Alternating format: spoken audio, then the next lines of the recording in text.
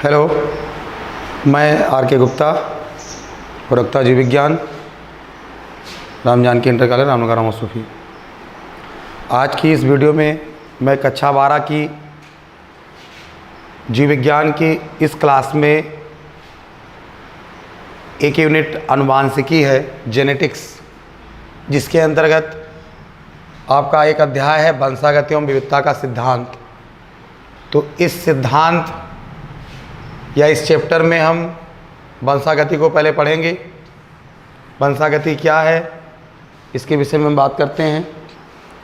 तो पिछली कक्षा में आप लोगों ने पढ़ा होगा थोड़ा बहुत, जैसा कि बताया गया है कि जितनी भी संतानें होती हैं उनमें माता पिता से कुछ मिलते जुलते लक्षण दिखाई पड़ते हैं।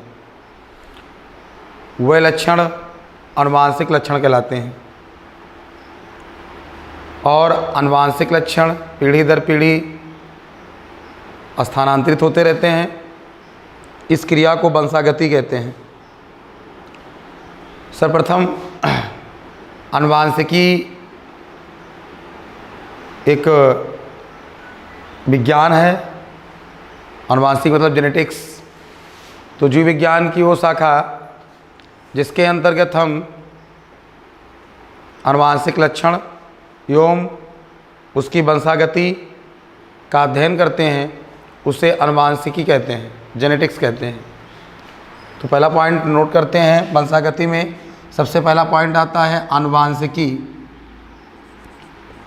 आनुवांशिकी जेनेटिक्स, आनुवांशिकी जेनेटिक्स क्या है? तो जीव विज्ञान की वह शाखा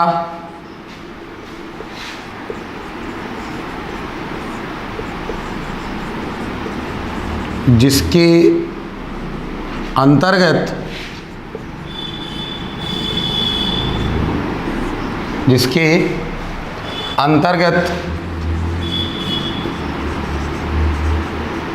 आनुवांशिक लक्षणों एवं लक्षणों की वंशागति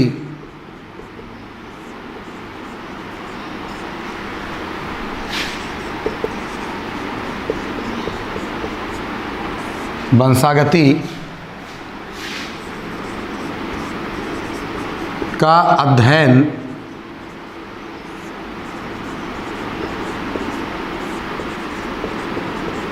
करते हैं, आनुवांशिकी कहलाती है। जीव विज्ञान की वह शाखा जिसके अंतर्गत आनुवांशिक लक्षणों एवं लक्षणों की वंशागति का अध्ययन करते हैं या किया जाता है, वह क्या कहलाती है? आनुवांशिकी या जेनेटिक्स कहलाती है।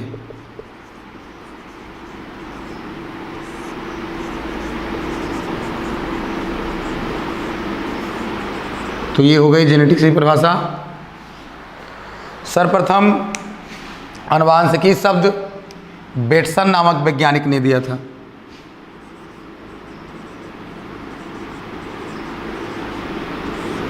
सर्वप्रथम आनुवांशिकी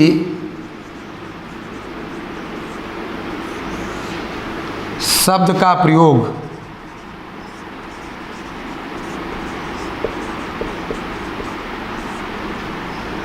बेटसन नामक वैज्ञानिक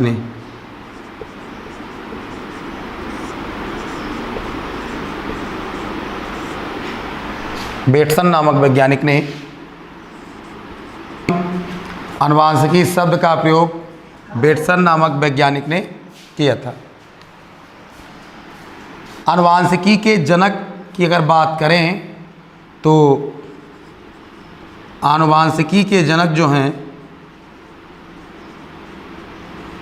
आनुवांशिकी के जनक ग्रेगर जॉन मेंडल को कहा जाता है। ग्रेगर जॉन मेंडल, अनुवांशिकी के जनक ग्रेगर जॉन मेंडल जी हैं। अब आनुवांशिकी के जनक ग्रेगर जॉन मेंडल जी हैं।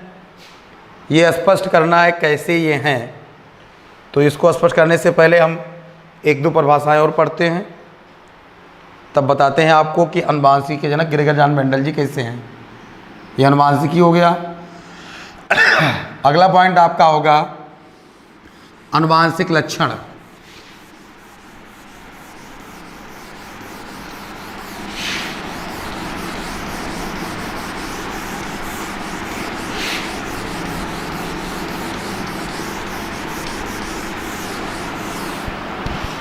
आनुवांशिक लक्षण,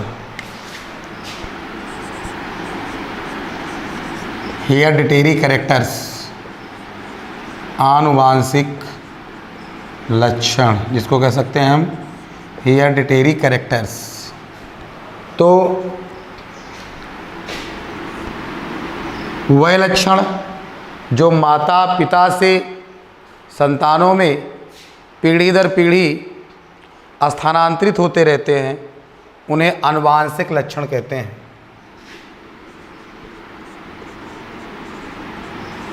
वे लक्षण जो जनक से संतानों में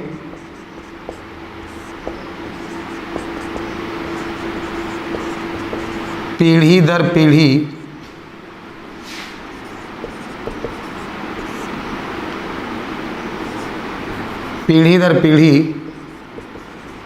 स्थानांतरित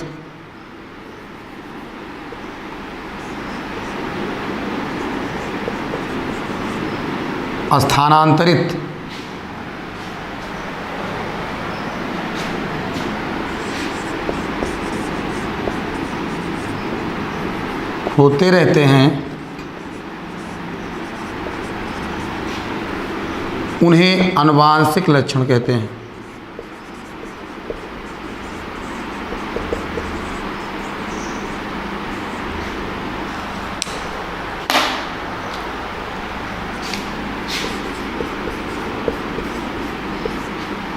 आनुवांशिक लक्षण कहते हैं।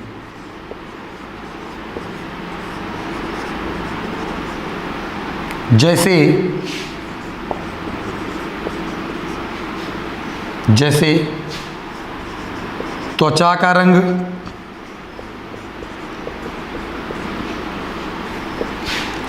बालों का रंग,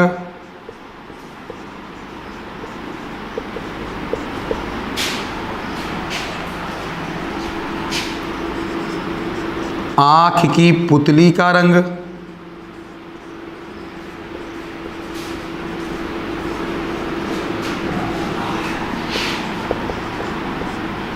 ये तो कुछ इम्पॉर्टेंट लक्षण है जिन्हें हम आनुवांशिक कह सकते हैं।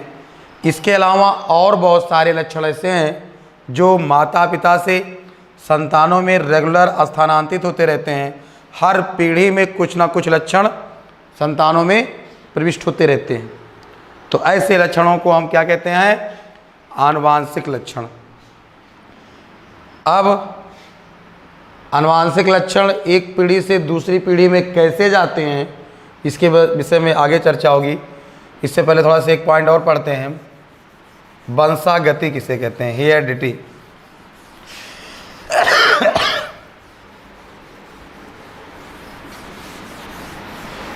हेरिडिटी, वंशागति।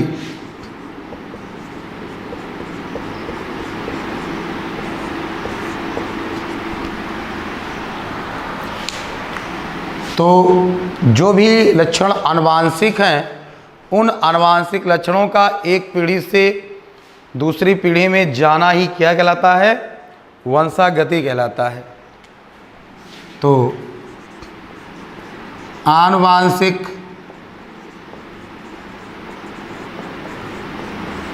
लक्षणों का एक पीढ़ी से दूसरी पीढ़ी में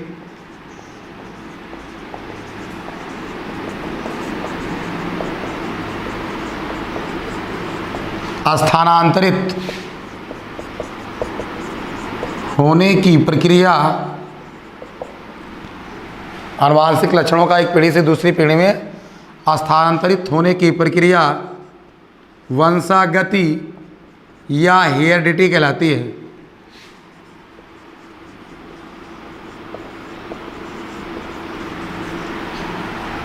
ये हो गया। तो 3 पॉइंट आपका हो गया। आनुवांशिकी किसे कहते हैं, आनुवांशिक लक्षण और वंशागति। अब हम ध्यान देते हैं, अभी हमने एक पॉइंट बोला कि आनुवांशिक लक्षण एक पीढ़ी से दूसरी पीढ़ी में स्थानांतरित होते हैं। तो आनुवांशिक लक्षण एक पीढ़ी से दूसरी पीढ़ी में जिस फैक्टर द्वारा, कारक द्वारा स्थानांतरित होते हैं वह जीन्स कहलाते हैं। और सर्वप्रथम जीन्स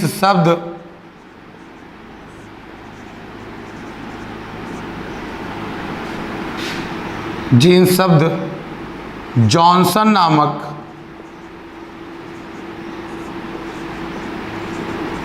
वैज्ञानिक ने प्रस्तुत किया था।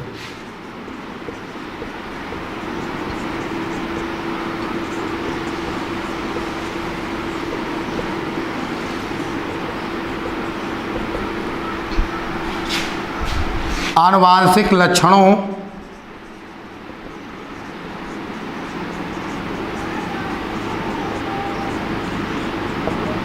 को एक पीढ़ी से दूसरी पीढ़ी में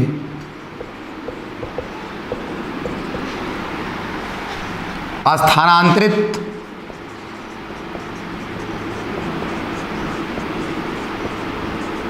करने वाला कारक जीन्स कहलाता है। या जीन कहलाता है।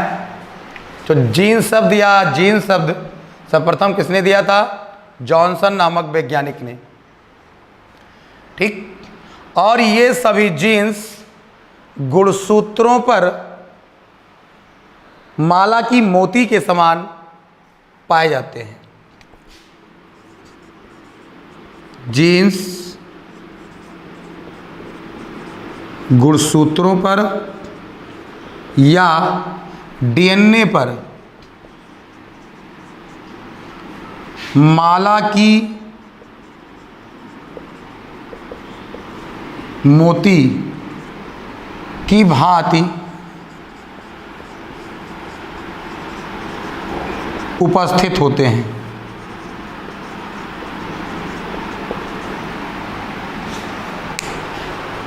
ये हो गई।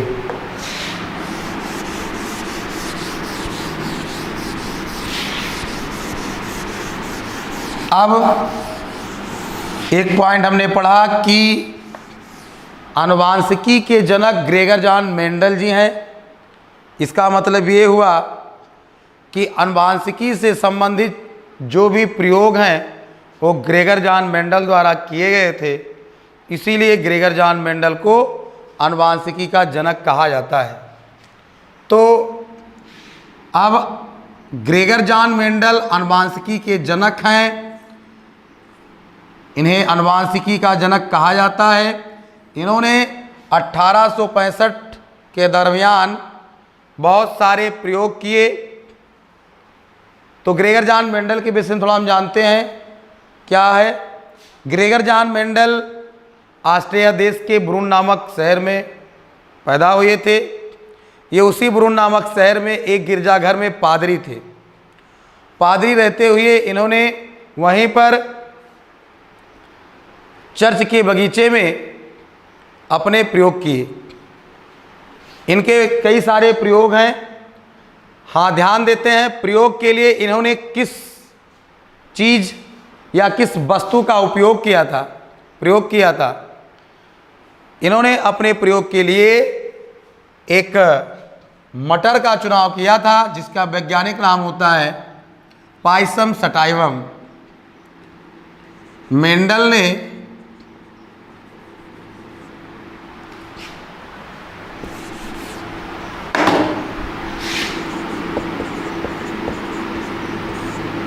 मेंडल को आनुवांशिकी का जनक कहा जाता है।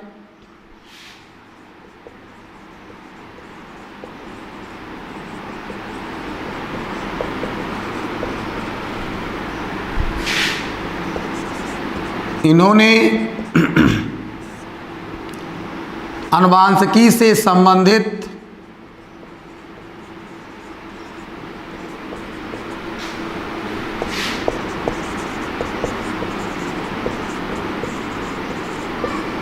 कई प्रयोग किए।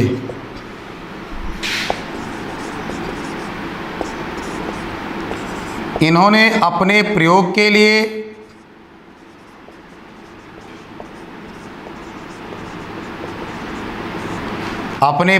लिए मटर के पौधे का चुनाव किया था।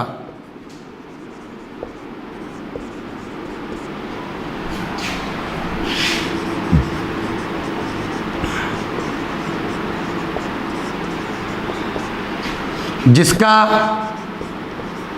बॉटेनिकल नेम या वानस्पतिक नाम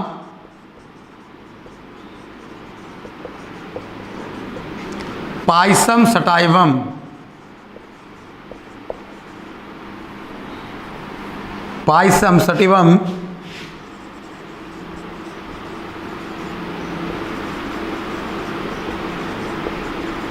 होता है। अब मेंडल ने अपने प्रयोग के लिए मटर के पौधे का ही चुनाव किया। क्यों किया? इसका क्या रीजन था, क्या कारण था? तो ध्यान दीजिए, मटर का पौधा एक वर्षीय पौधा होता है।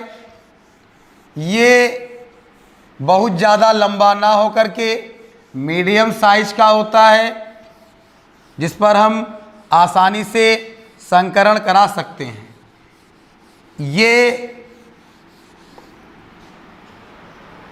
इसका पुष्प इस प्रकार से होता है जिसमें केवल स्वपरागण ही हो सकता है, अर्थात अपने आप इसमें स्वपरागण ही होगा, पर परागण की कोई संभावना नहीं होती है।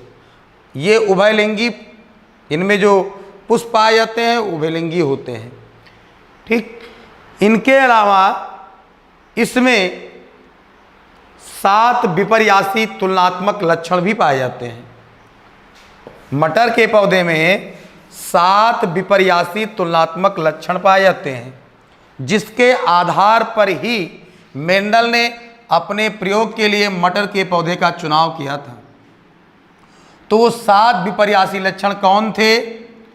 तो ध्यान देते हैं हम। सबसे पहला पॉइंट, मटर में जो 7 लक्षण थे उनमें हम लिखते हैं, कॉलम बनाते हैं। लक्षण: प्रभावी डोमिनेंस एंड रिसेसिव अप्रभावी। मतलब बताया गया था, मेंडल ने बताया था कि मटर के पौधे में एक ही लक्षण के 2 रूप पाए जाते हैं, एक प्रभावी होता है तथा दूसरा अप्रभावी होता है। तो पहला पॉइंट हम देखते हैं। पहला पॉइंट, तने की लंबाई। तने की, मटर के पौधे के तने की लंबाई। तो लंबा तना प्रभावी होता है, जबकि इसका विपर्यासी तुलनात्मक लक्षण बौना तना अप्रभावी होता है, ड्वार्फ स्टेम। पहला लक्षण था ये। दूसरा, पुष्प की स्थिति। पुष्प की स्थिति तो अक्षीय स्थिति प्रभावी थी और अग्रस्त, मेन एक्सिस पर जब पुष्प लगता है तो उसे अक्षीय पुष्प कहते हैं, और जब पुष्प मेन एक्सिस के अलावा बगल बगल के शाखाओं पर लगता है तो उसे कहते हैं अग्रस्त। तीसरा, पुष्प का रंग। तो देखा है आप लोगों ने, मटर का पुष्प 2 रंगों में दिखाई पड़ता है। प्रभावी रूप तो बैगनी होगा, बैगनी रंग का जो पुष्प होता है वो प्रभावी होता है, और सफ़ेद रंग का पुष्प होता है एक मटर में, वो अप्रभावी होता है। प्रभावी और अप्रभावी की से अभी आगे बात करते हैं। चौथा नंबर होगा फली की आकृति।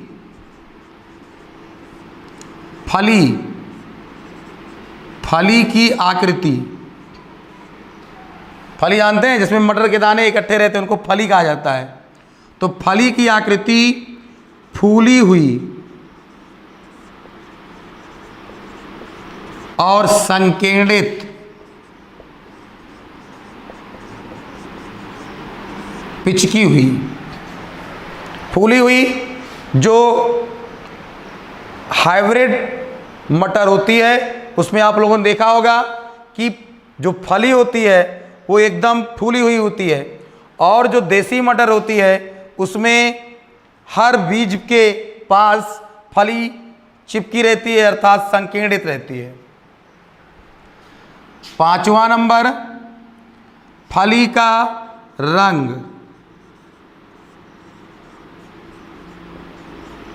फली का रंग हरा, देखा होगा आप लोगों ने, किसी किसी में फली एकदम हरे रंग की होती है और किसी किसी में हल्का पीली या सफ़ेद होती है, सफ़ेद या हल्का पीला। छठा नंबर बीज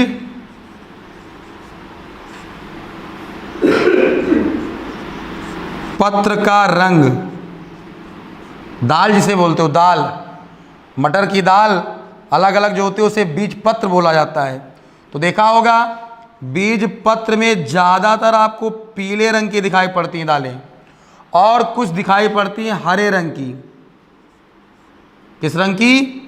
हरे रंग की। तो पीला होता है प्रभावी, हरा होता है अप्रभावी।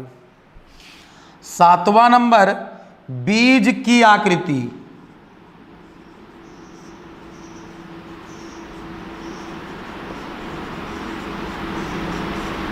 बीज की आकृति देखा होगा आप लोगों ने कि बीज, कुछ बीज ऐसे होते हैं जो एकदम गोल राउंड, और कुछ बीज ऐसे होते हैं जो झुर्रीदार होते हैं, ब्रिंकलेड।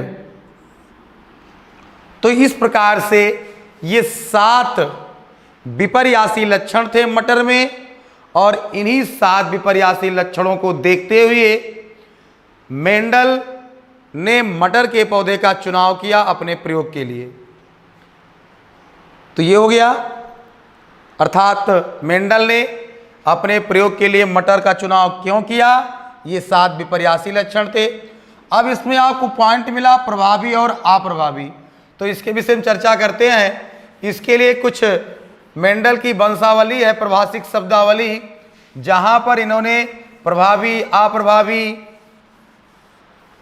और होमोजाइगस, हेट्रोजाइगस, एलील्स, जीन्स आदि के विषय में बताया है। तो थोड़ा से ध्यान देते हैं, हम प्रभाषिक शब्दावली पे चलते हैं, उसके बाद जो है मेंडल के प्रयोग पढ़ेंगे। तो पहला पॉइंट हम पढ़ते हैं प्रभाषिक शब्दावली में मेंडल की प्रभावी एवं अप्रभावी लक्षण।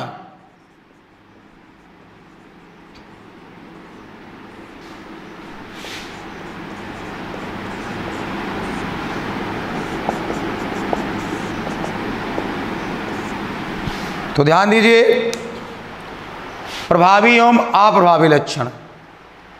जब मेंडल ने मटर के पौधे में आर्टिफिशियल रूप से पोलिनेशन कराया, अर्थात कृत्रिम परागण कराया, तो जो पहली पीढ़ी उत्पन्न हुई, F1 पीढ़ी, उसमें कुछ लक्षण उत्पन्न हुए, प्रदर्शित हुए, और कुछ लक्षण प्रदर्शित नहीं हुए। तो जो लक्षण प्रदर्शित हुए उन लक्षणों को मेंडल ने प्रभावी कहा, और जो लक्षण प्रदर्शित नहीं हुआ उसे क्या कहा? अप्रभावी कहा। मेंडल ने एक प्रयोग भी इसी पर किया था, तो प्रयोग तो बाद में पढ़ेंगे, पहले हम इसके विषय में पढ़ते हैं। तो जो लक्षण F1 पीढ़ी में प्रकट होता है उसे प्रभावी कहते हैं। जो लक्षण F1 पीढ़ी में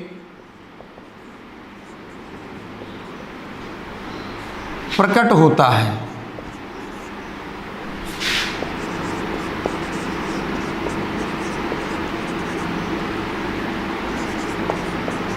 उसे प्रभावी तथा जो लक्षण F1 पीढ़ी में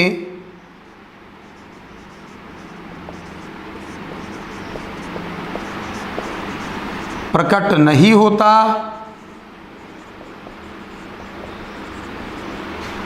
उसे अप्रभावी लक्षण कहते हैं।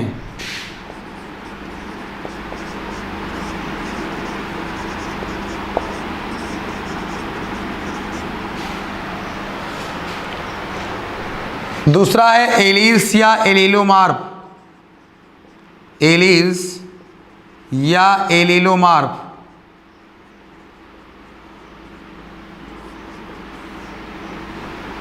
एलील्स या एलीलोमार्फ तो किसी लक्षण के लिए उपस्थित विपर्यासी कारक एलील्स कहलाते हैं।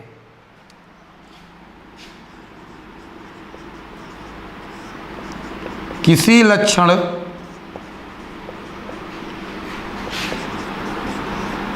के लिए जिम्मेदार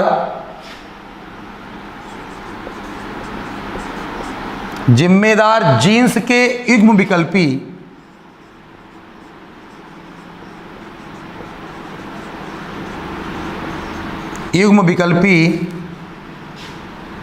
एलील या एलीलोमार्फ कहलाते हैं।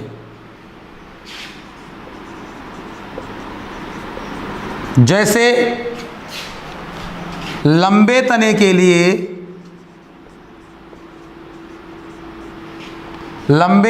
लिए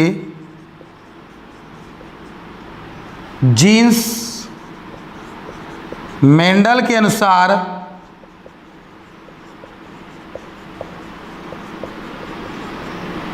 कैपिटल टी है तथा इसका युग्म विकल्पी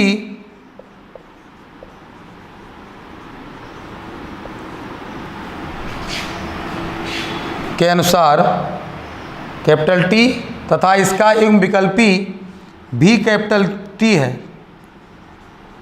अतः यहाँ एलीलोमार्फ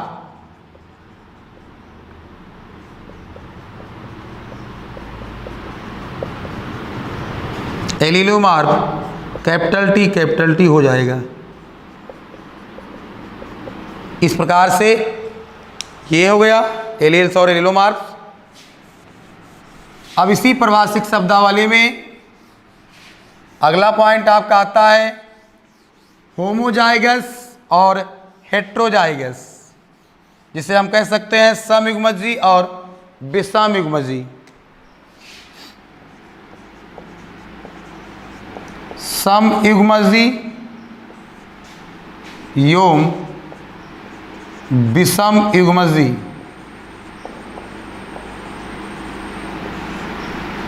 होमोजाइगस एंड हेट्रोजाइगस। तो जब किसी लक्षण के लिए जिम्मेदार जीन्स के दोनों एलील्स समान होते हैं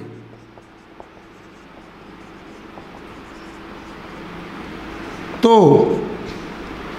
उसे समयुग्मजी या होमोजाइगस कहते हैं।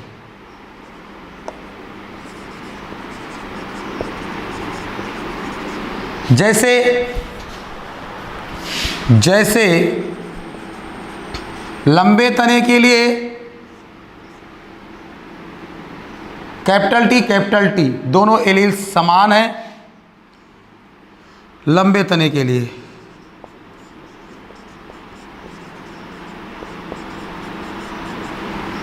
स्मॉल तने के लिए, छोटे बौने तने के लिए स्मॉल टी दोनों एलील्स समान हैं।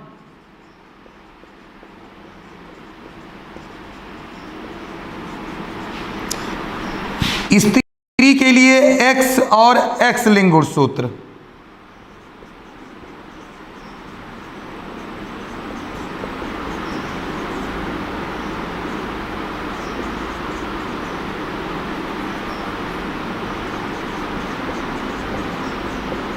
तो दोनों एलील्स क्या हैं? समान हैं। तो जब किसी लक्षण के लिए जिम्मेदार जीन्स के दोनों एलील्स समान होते हैं उसे क्या कहते हैं? समयुग्मजी। अब विषमयुग्मजी किसे कहते हैं? बस वही असमान जब हो जाता है किसी लक्षण के लिए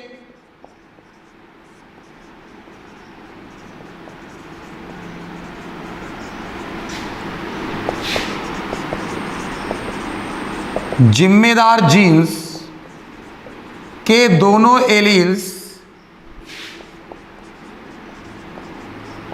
यदि असमान होते हैं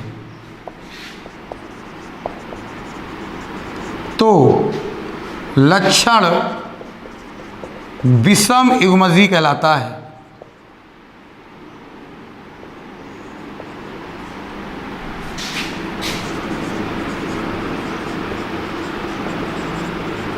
जैसे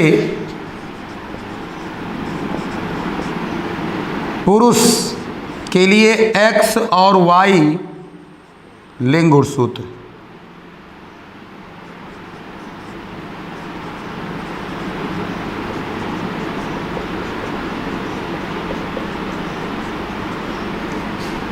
संकर लंबे तने के लिए capital T small T alleles. यहाँ देखिए पुरुष का लिंग गुणसूत्र एक होता है, एक एलील्स एक्स होता है, दूसरा होता है वाई। दोनों एलील्स क्या हैं? एक दूसरे से भिन्न भिन्न है, अतः यहाँ पर ये विषम युग्मजी कहलाएंगे।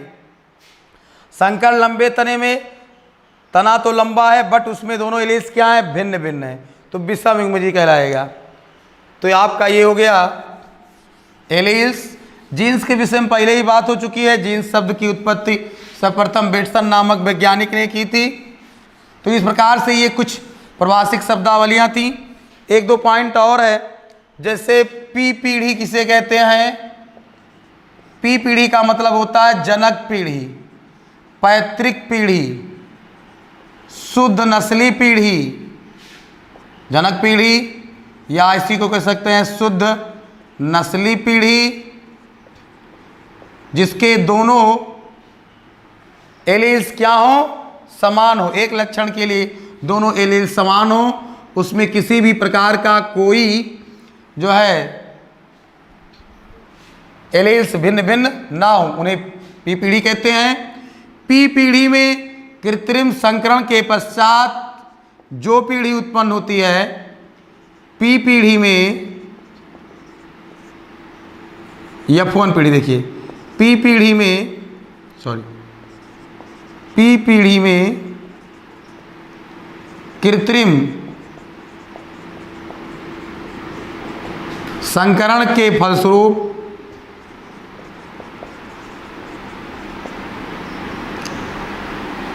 पी पीढ़ी में कृत्रिम संकरण के फलस्वरूप अगली पीढ़ी उत्पन्न होने वाली अगली पीढ़ी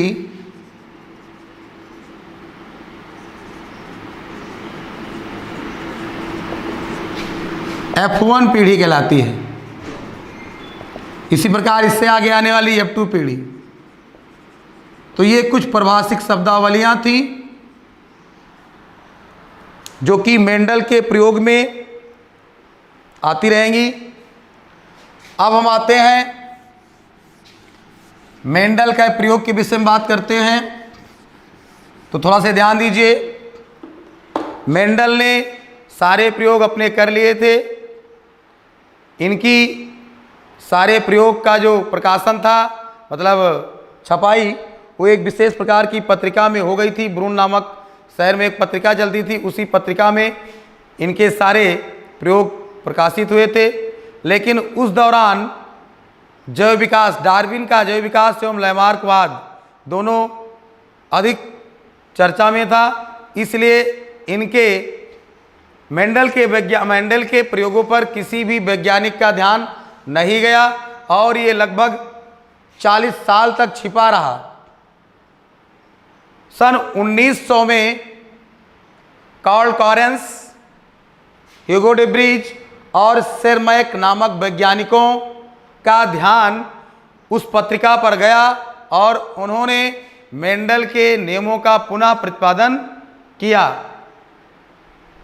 अब मेंडल के कौन कौन से नियम थे, मेंडल के कौन कौन से प्रयोग थे, इन सब की चर्चा हम करते हैं अगले वीडियो में।